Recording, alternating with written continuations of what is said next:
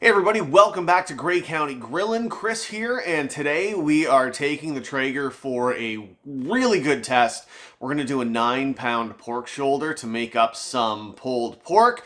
We'll see how well it goes, but first, why don't you hit the subscribe button down below and click that bell icon so you get notified every time I upload a new video. And don't forget to check out my Amazon affiliate links in the description box below as well.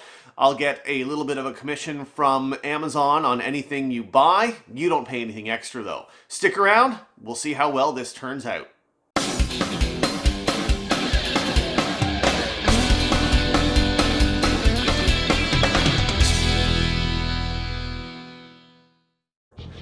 Got the pork shoulder all trimmed and ready to go. First off, we're going to slather it in a little bit of yellow mustard as a binder.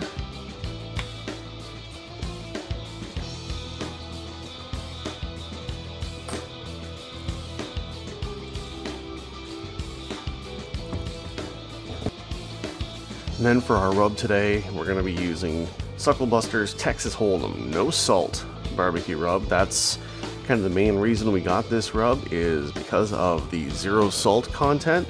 We find a lot of store-bought rubs are pretty heavy in the salt, and this one has none. So I think it's going to be a good choice on our pork shoulder today.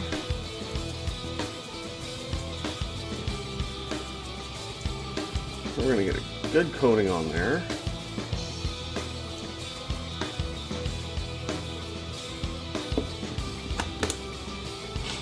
And then I'm going to get the rest of this all seasoned up, and we'll be right back. And we have her all seasoned up. So next, we are going to go outside and we'll start up the Traeger. We've got the Traeger on and set to the smoke setting. Next, we're just going to let it establish the fire.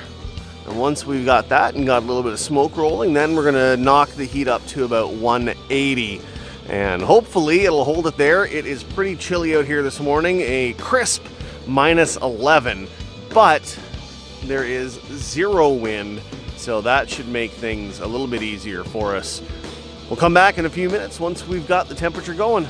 We got up to 180 really quick. I was super impressed with how fast this thing got up to temperature once I got it going. So, and you can see the temperature is dropping pretty rapidly right now because I've got the lid open, so that's the reason for that. But I was really impressed with how quickly this thing got up to temperature. It actually got over 200 before I knocked it back. So next we are going to get that pork shoulder on, and we are going to stick a couple of probes in it. I've got the probe that is attached to the Traeger in the control box there, and I've also got the probe for my TP08 that we're going to check and just see how they work against each other. And there are the two probes in the pork shoulder, not too close together, but not too far apart either. So we will see how close these two probes work, and hopefully we'll get this done in a decent time. We're now at about 4 hours in. The internal temperature on the pork shoulder is reading 113. I've had it on smoke on the Traeger for the entire time because it has been running at about between 160 and 180, which is perfect. I'm going to crank the heat up now, or once we take a look, to about 250, and we're going to let that ride for the rest of the cook. But let's take a look.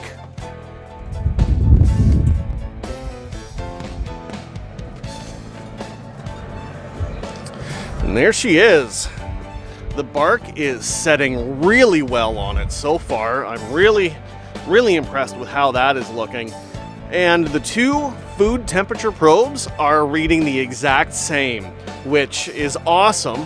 I didn't expect anything less. The two ambient probes are reading a little differently. My TP08 is reading a little bit higher than what the Traeger probe in the back is reading, but that's fine. There is a little bit of distance between them, so that is understandable that they're different. But overall, I'm pretty happy with how things are going. Next, I'll just get some Spritz on there. Got a mix of apple juice, apple cider vinegar, and water.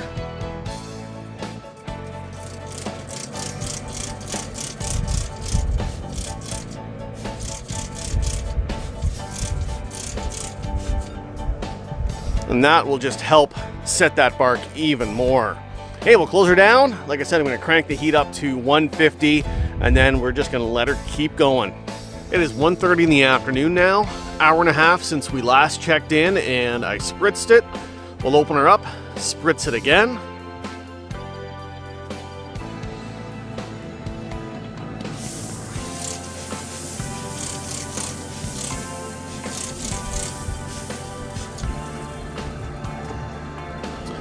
All right, that has some great color on it. We'll keep the lid closed so that we don't lose too much heat. And just a kind of a side note, the fire went out on me about half an hour ago.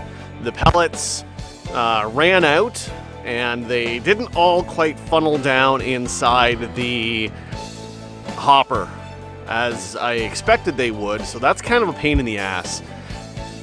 Just means in the future I'm gonna have to keep an eye on it, and I had to take it all through the initial firing once again. So yeah, that's kind of a pain, but kind of my own fault for not checking and making sure, but I know in the future that we gotta do that. So I cranked it up to 275 for a little bit anyway, just to make sure that I kind of make up that little bit that I missed there. And also we're about 140 internal temperature on the pork, so that means we're going to be hitting the stall very soon, and I want to crank the temperature up once that happens so that we can just power through that. Anyway, it's looking good, and I am excited to see this final product. We're at about 160 internal temperature on the pork, so I'm going to pull it out now. And then we're going to throw it over into a foil pan, wrap it in some foil and a little bit of the spray, and then we will finish it up that way. We have hit 198 internal temperature on this pork shoulder, almost exactly at 9 hours. So let's open it up. And oh yeah, it's still wrapped in foil. So we're going to take this inside, let her rest for a bit, and then we will shred it up. All right, we've had the shoulder sitting and resting for a little bit. Now let's pull this bone out. Hopefully it comes out clean. It doesn't seem to want to. So we might have to just get in here with the claws and pull a little bit apart.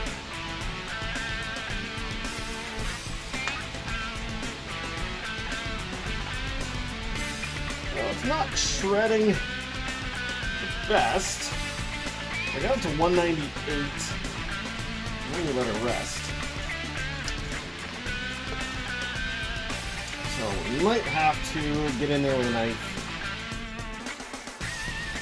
to cut that bone out.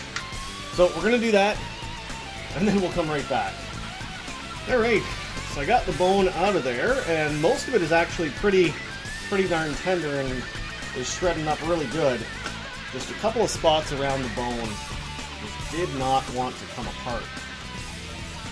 These claws are actually working really good. Shred this, and I can see on the pieces that I'm pulling apart here that there is a good smoke ring. So if you're ever wondering if a wood pellet grill on smoke is going to give you a good smoke ring, I think we answered that question here. So I'm going to shred this up, shred the rest of this up, and then we'll give her a little try, and then add some sauce to it for our pulled pork tonight.